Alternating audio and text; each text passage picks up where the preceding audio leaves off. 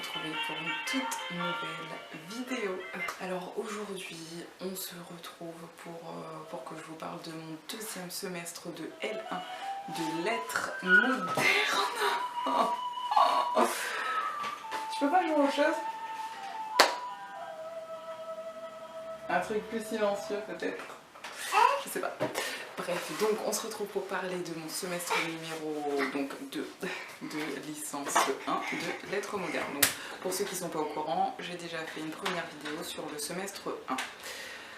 Donc au passage, comme c'est mes toutes premières vidéos sur YouTube et tout, que bon, on ne connaît pas trop, donc je fais un peu le point sur les thèmes que je suis susceptible d'aborder sur ma chaîne.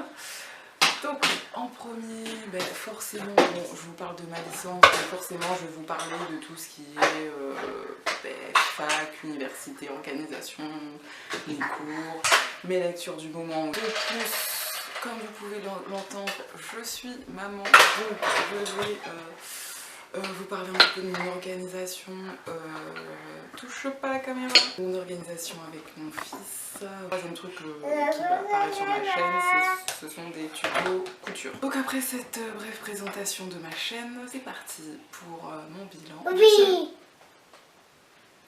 C'est parti pour mon bilan de semestre 2. Oui, il y en a un qui est motivé au moins. Alors on commence par littérature française. La thématique était écriture de l'intime. Donc on a étudié deux auteurs, à commencer par Georges Perec avec l'œuvre de W ou le souvenir d'enfance. Donc c'est une autofiction où il raconte en fait les traumatismes qu'il a vécu, à commencer par la Seconde Guerre mondiale, et de plus il a perdu ses parents. Un chapitre sur deux, il part de son récit qu'il raconte de manière assez simple, terre à terre. Tu veux faire quoi? Ah, il veut un bisou. Tu veux un bisou? Papa? Tu fais ça? Un bisou, et c'est fini. C'est bon? Oui, c'est bon. Un chapitre sur deux, il nous parle de l'histoire de l'île de W, qui est une île où le sport est roi. Il y a sans cesse des compétitions, et ces compétitions, en fait, dans ces compétitions, il y a forcément des perdants et des gagnants. Et les perdants ont des sanctions assez inhumaines. En fait, ce livre est assez difficile, assez triste, parce qu'on sent vraiment la déchirure et la cassure intérieure de Perec, quoi. Deuxième œuvre étudiée dans cette matière, il s'agit donc de Phèdre, de l'auteur Racine. C'est une petite pièce de théâtre, écrite en rime. C'est l'histoire d'une femme, Phèdre, qui vit la malédiction de Vénus en fait. Et cette malédiction est qu'en fait elle a... Je l'aime beaucoup en fait, désolée. Elle vit une passion incontrôlable envers son beau-fils, donc c'est quelque peu incestueux. Et voilà, donc toute cette œuvre, on parle de cette passion incontrôlable qui l'a fait souffrir, et comme c'est une tragédie, ça finira mal. Et voilà. Après, ce que j'ai trouvé dommage dans cette matière, c'est qu'on a étudié Racine déjà au premier semestre, et on s'est retrouvé encore avec Racine au deuxième semestre. Donc j'ai trouvé ça un petit peu dommage. Deuxième matière, il s'agit donc de littérature francophone. Bon, pour ceux qui n'ont pas vu ma première vidéo, littérature francophone, c'est ma matière préférée. Au premier semestre, on a étudié, la thématique était la littérature anticolonialiste, et au deuxième semestre, nous avons l'exil. On va commencer par Tahar Ben Jelloun, donc la réclusion solitaire. Je vais lui mettre sa sucette, comme ça sera plus silencieux. Et voilà. Donc, j'en étais où? Donc la réclusion solitaire est une œuvre assez courte, mais que j'ai trouvée très compliquée. C'est une œuvre où les repères narratifs sont assez flous, et en fait l'auteur a privilégié une écriture poétique, métaphorique. Et pour vous faire un bref résumé, il s'agit en fait de l'histoire d'un homme marocain qui a émigré en France dans les années 70 ou 90, je sais plus, et qui a vécu ça de manière assez brutale. On sent le déracinement, d'où l'image, voilà, je sais pas si on voit. déracinement, une chute intérieure. Deuxième livre de Tahar Ben-Jelloun, donc Partir, tout est dans le titre, hein. Partir est l'histoire de jeunes qui n'ont qu'un mot à la bouche, partir de leur terre natale pour aller vers l'Europe en fait, parce qu'ils espèrent là-bas un avenir meilleur. Le personnage principal va trouver un moyen de partir en fait, et le compromis est que pour partir en Europe en étant logé, nourri, etc., il soit l'amant d'un Espagnol. Donc c'est assez triste comme situation. Et le livre en général, je l'ai trouvé assez triste et assez dur, mais en même temps c'est une réalité qui n'est pas forcément joyeuse, et l'auteur nous met face à cette réalité.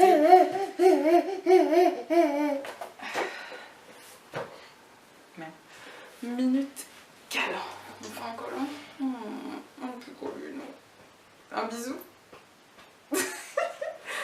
Qu'est-ce que tu fais? Après, j'ai trouvé que la lecture était beaucoup plus fluide, beaucoup plus simple que La réclusion solitaire. Donc c'est pour ça que j'ai beaucoup aimé, je me suis attachée au personnage.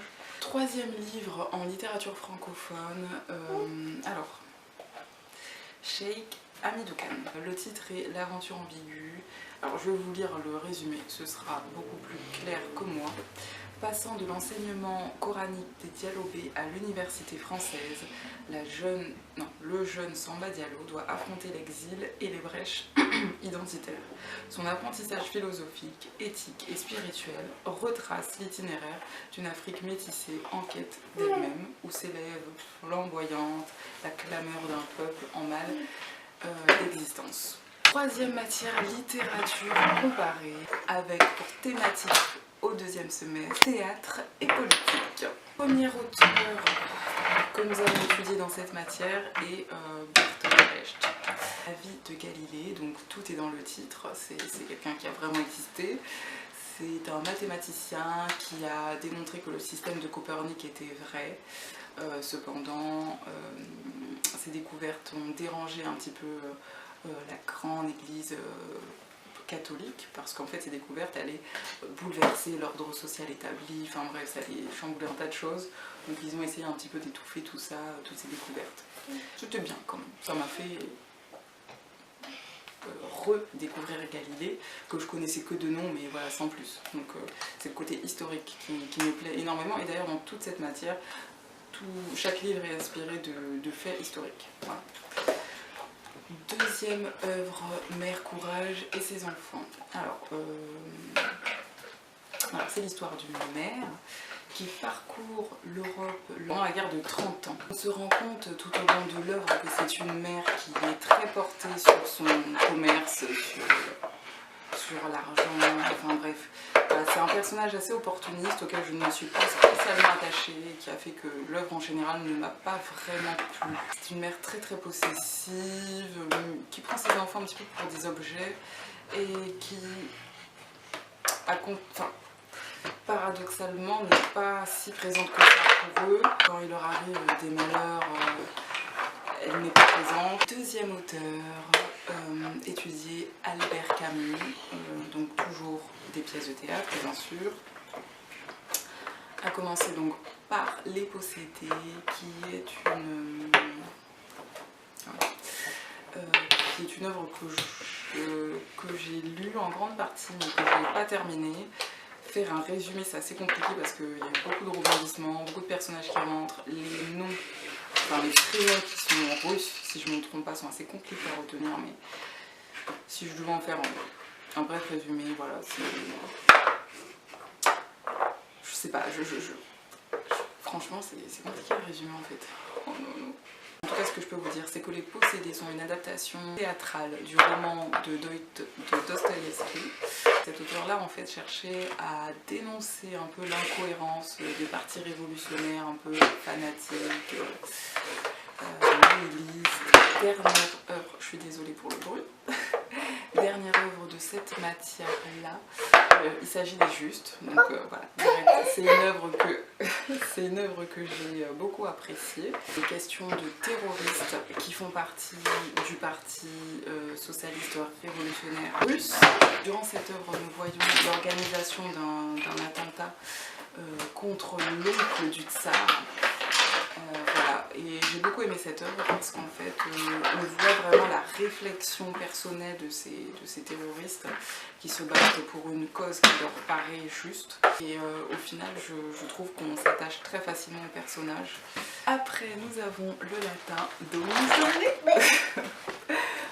bref, en grammaire et tout ce qui est traduction au semestre 2, on a eu donc l'étude de l'infinitif en latin, les adjectifs de seconde classe et les noms imparisyllabiques et parisyllabiques. Voilà pour la grammaire. Ensuite, en littérature, on a étudié l'œuvre de Virgile. L'œuvre de Virgile, l'Énéide. Donc c'est un pavé, je précise, et heureusement on n'a étudié que des extraits. Voilà, en fait c'est tout ce qu'il y a à dire. Autre matière, donc il s'agit de langue française ou de grammaire si vous préférez. Les deux grands chapitres que nous avons eus sont l'étude des propositions subordonnées relatives, complétives et circonstancielles. Et deuxième chapitre, c'était l'étude des aspects des modes et des temps. Il n'y a pas eu de changement par rapport au premier semestre. J'ai trouvé cette matière assez compliquée et je dirais même que mes notes sont largement pires qu'au premier semestre. Mais bon, voilà, comme vous, c'est comme ça. Ensuite, j'ai eu donc mes cours de philo. Donc pour ceux qui ne savent pas, j'ai choisi la philosophie en mineur. Donc nous avons eu un premier cours sur cette première question qui est qu'est-ce que penser, que signifie penser, que signifie philosopher. Alors bon, on a fait le tour de la question avec différents philosophes tels que Socrate, Platon, Aristote, Épictète, Plotin.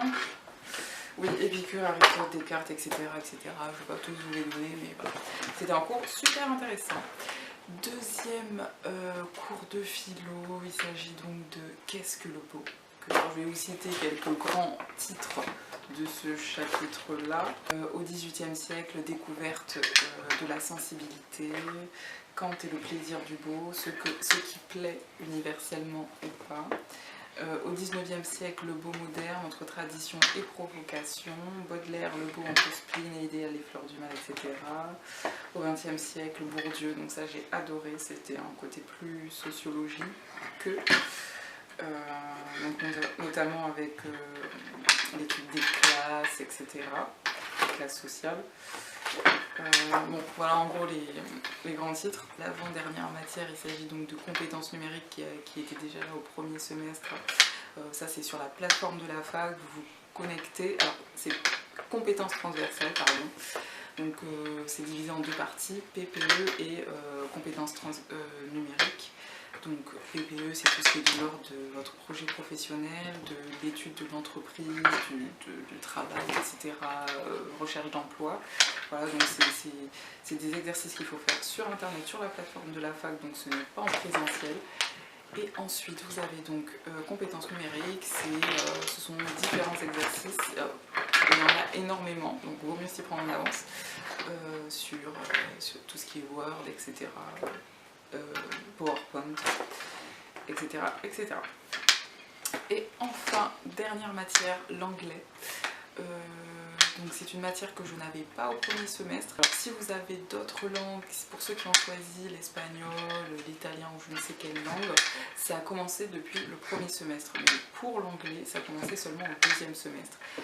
Je n'ai jamais pu y aller parce que c'était en fin de journée, donc étant donné que la crèche ferme tôt, enfin, je ne pouvais pas assister au cours. Donc je n'ai jamais assisté au cours, je suis juste allée au contrôle final et forcément j'ai eu une note pourrie.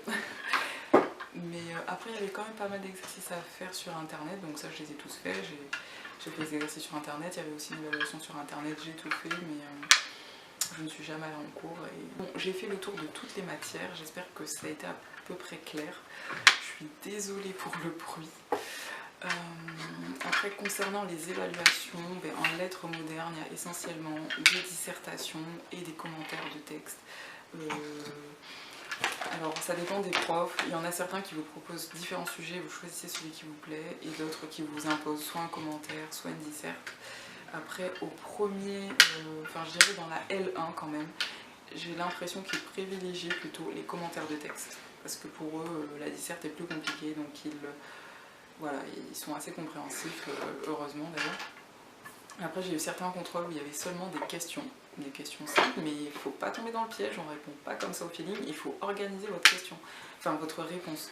Donc avec une petite intro, un petit voilà, votre développement, une petite phrase de conclusion, voilà, faut pas se dire ouais c'est des questions simples, je vais juste répondre comme ça du tac au tac. Donc faites attention à ça. Après, autre conseil que je donnerais, c'est dès que vous avez la liste des livres à lire, achetez-les rapidement et lisez-les rapidement. Parce que on est très vite débordé, on se retrouve avec 5 livres qu'on lit en même temps. Et au final, ça se trouve, on ne va pas tous les finir pour les contrôles. Donc voilà, soyez organisés.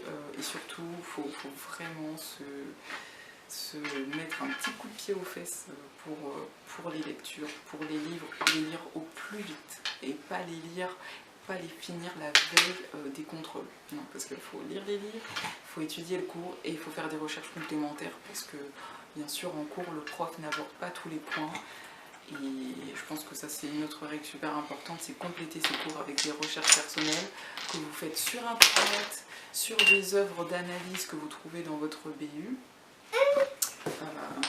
Voilà. Et puis n'hésitez pas à faire du travail collectif.